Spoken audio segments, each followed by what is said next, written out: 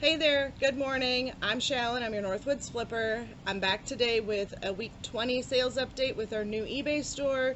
I have a resolution on the moisturizing cream return that we've been working on for a couple of weeks now, and I just wanted to share with you what sold this week to get to where we were. Before we get into that, I just want to ask if you would subscribe to my channel if you haven't already, like the videos if you like what I'm sharing with you, and maybe turn on that bell notification so you get notified when a new video comes out. Currently I'm trying once a week. I hope in the future things will pick up enough I can separate the weekly sales with the what sold, but for now it's once a week. Getting right into our sales for the week, I have $3,577.07 in gross sales. Of that, $2,809.54 is what I'm getting back after eBay fees and shipping costs. My cost of goods for this week was $45.41, and that's for a total of 13 sales on eBay. I only managed to get 15 listings up this week, leaving me with 381 active listings in my store, which isn't terrible, but I'm really trying to get that number above 400, and I say that loosely because obviously I should be able to get more than 15 listings done in a week. I just, like I've said before, I let things get in the way, and I need to stop doing that, plain and simple.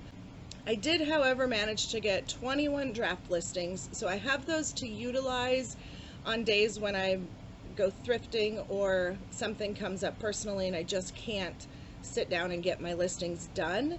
So hopefully that will help at least ensure I get one listing up every single day. I have decided I need to go back to the striving for 10 listings every day, just so that my store stays active and busy on a daily basis. This 5-ish or less concept, it's not working. I'm not getting the sales that I want. I'm still getting sales, so that's a good thing, but it's not the numbers that I want to see on a regular basis, so I'm going to move forward trying to hit that 10 items per day listing total Monday through Friday, and then have my draft bank so that when I have time I can at least get one listing, if not more, added in on the weekends when I'm most busiest with my family. Part of the reason I am moving back into this trying to get 10 listings per day idea is, you see all of this, these haven't changed. It's because this isn't listed stuff. This is death pile. I have death pile in the house. I have a lot to go through, and I need to quit screwing around and letting things distract me and get this stuff listed so I can get it sold and move on. Back to our numbers for this week. My cost of goods was $45.41. So if you take our net sales of $2,809.54, subtract our cost of goods, that leaves me a taxable income this week of $2,764.13. This was a really great week due to one sale, and I'm grateful for that sale, but I do need to figure out how to get in this 2,000 range or higher on a regular basis without relying on one particular sale to happen. So again, list more, hopefully sell more. I talked before about the ASP maybe not being a super big factor in our new store right now, and this week is an example of why. Our ASP, average sale price for the week, was $275.16. Last week it was $28.31, and we sold the same number of items. So I can't rely on an ASP average on a weekly basis being a good benchmark to look for, not yet. If I look at my entire month worth of average sale price, I'll probably get a more realistic number. But for right now, I'm just not even really factoring it most of the time. I also mentioned in the last video how I was not confident April's total sales would surpass March's total sales. And sure enough, within less than 24 hours of recording that, I sold an item for $2,700, which now puts April $2,066 ahead of March with 2 days to go. I don't expect that to change a whole lot, if any. Either way, it's still showing as an overall monthly growth over the previous month, and I like to see that. That gives me that little extra boost of, we can do this, now let's make May be even better. In case you're following, because of this moisturizing cream return that I had, I just wanted to throw in this update before we get into what sold this week.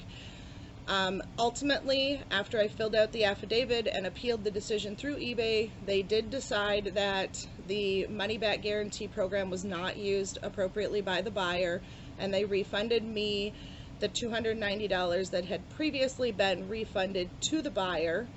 And I assumed this came directly out of eBay's own pocket and not from the buyer, simply because I wasn't told to return the item to the buyer again or anything to that matter. It was just, yep, this is right, here's your money, moving on.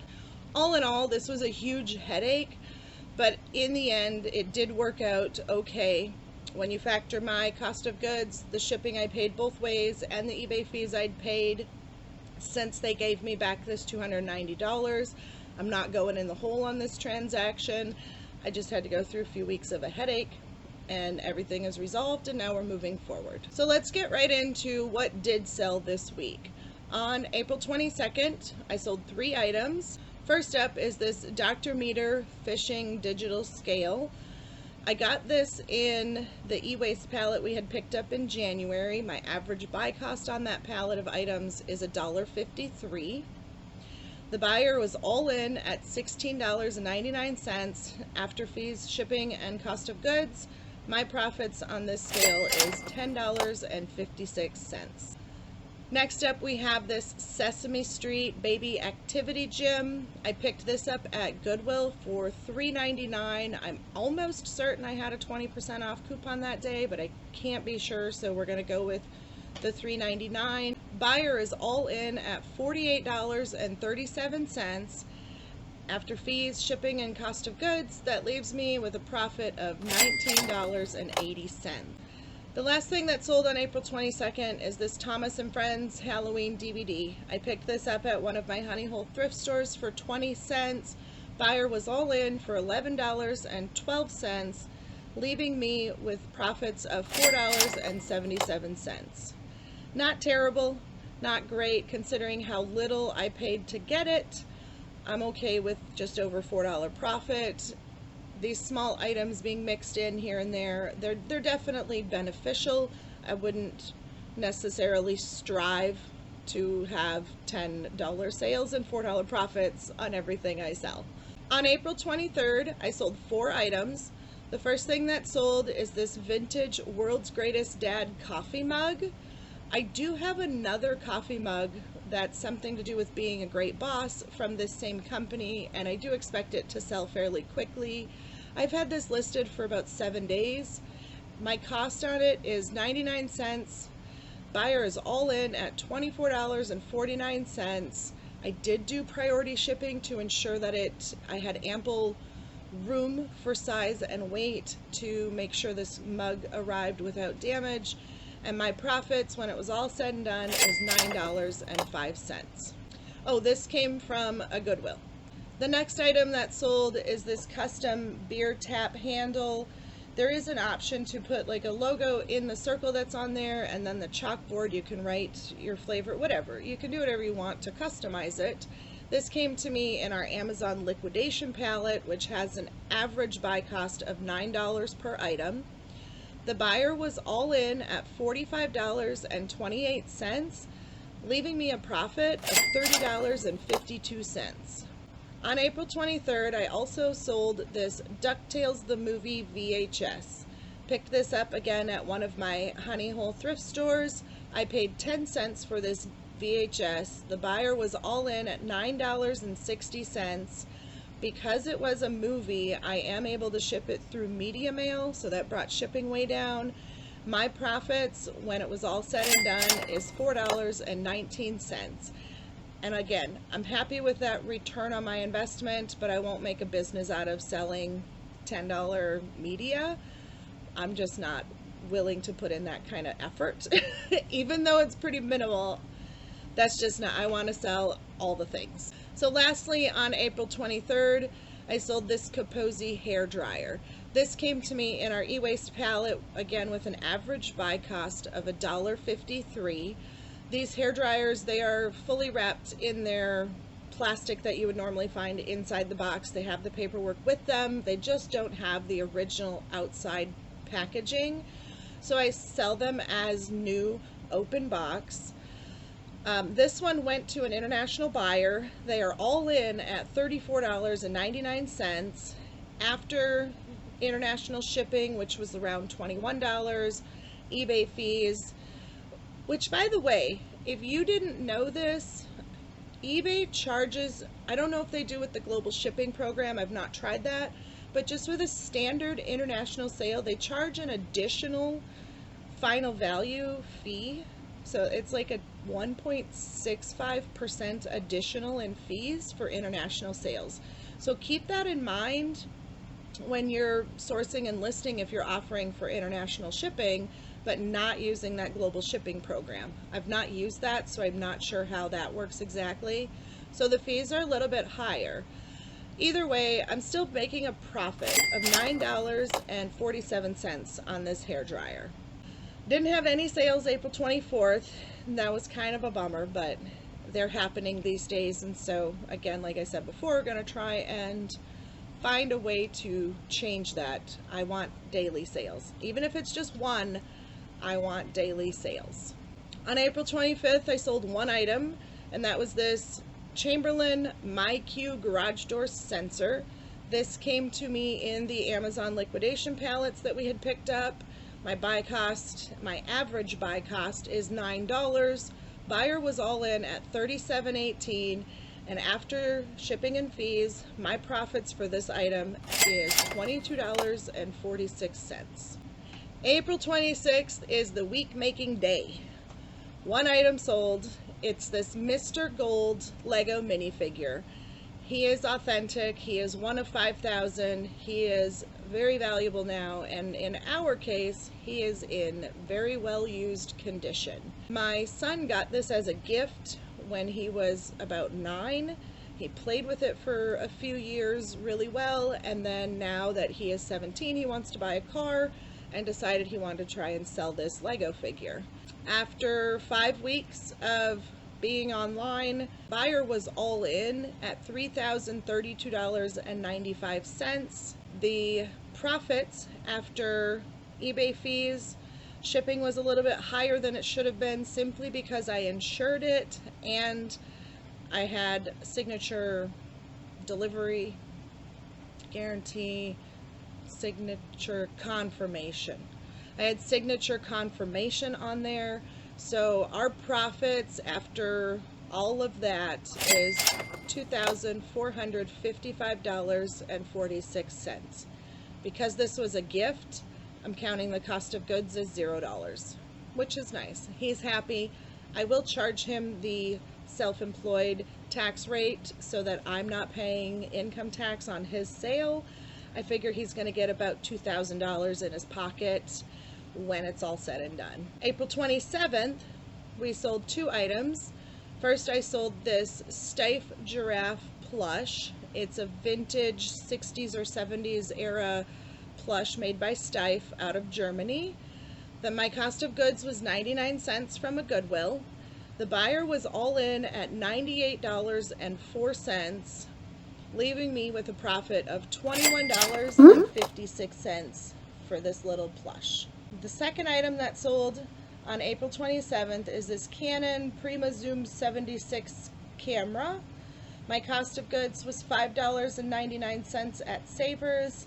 Again, I'm pretty sure I had a 20% off coupon, but I can't verify that, so I'm going to assume it was $5.99.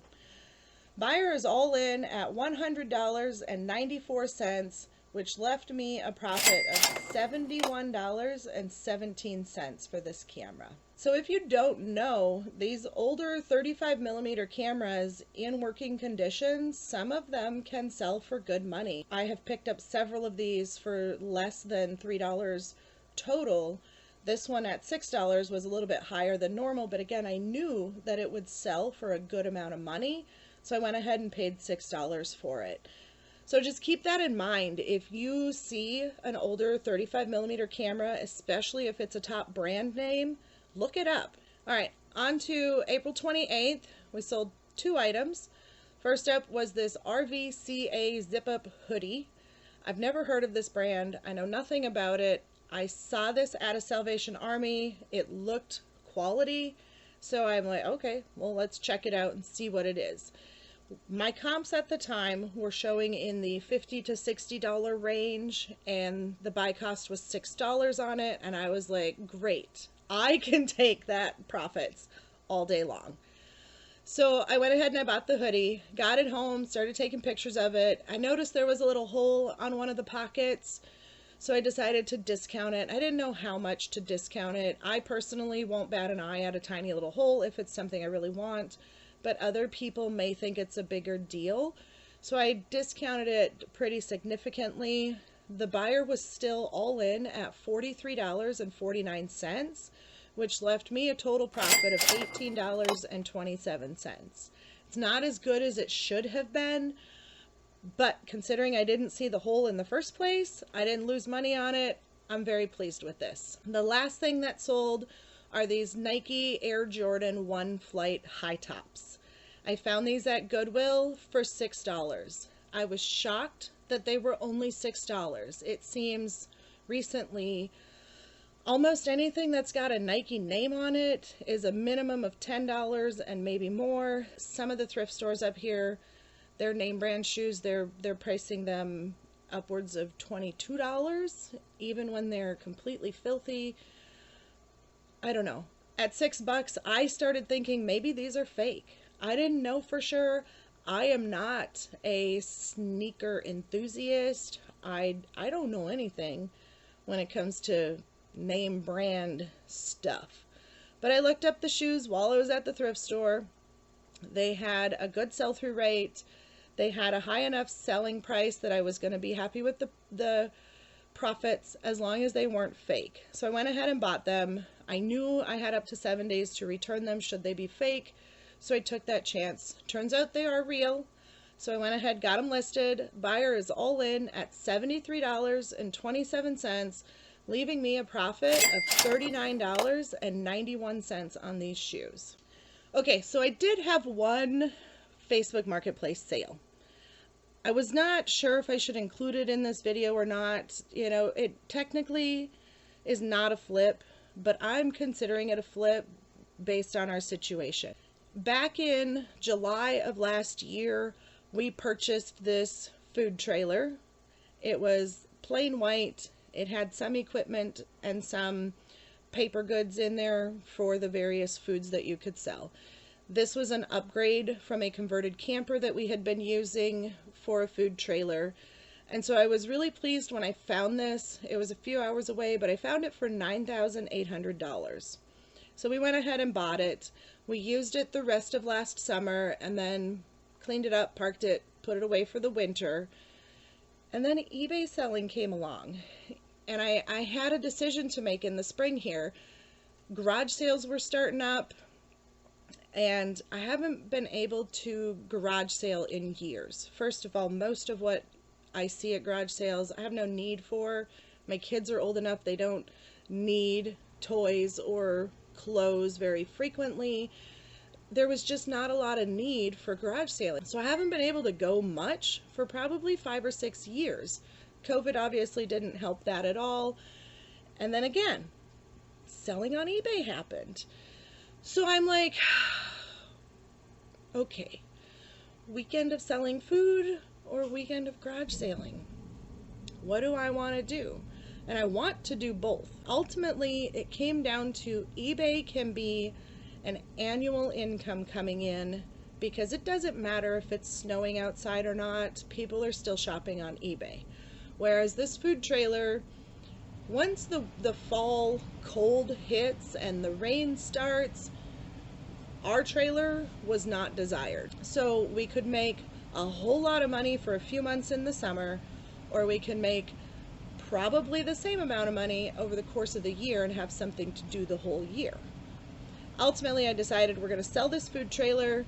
I put it out on Marketplace, all equipment, everything we had included, for $24,500. It took 5 weeks, and I sell it this spring for $21,000, leaving us with a profit of $11,200 and owning it less than a year. So I'm considering this a flip. If you disagree, leave a comment down below. Tell me what you think. Should this be considered a flip or not? So that's all I got for this week. In recap, gross sales, $3,577.07.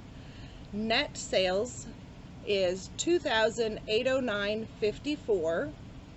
Total cost of goods this week was $45.41, which leaves us a taxable income of $2,764.13 just with eBay sales, and then again $11,200 in profits from our Marketplace trailer sale. Thank you for sticking around. If you are still here watching the video, I appreciate the support. I hope I can offer you useful content, and I hope you come back and watch each weekly update and check out what we're selling on a weekly basis. See you later.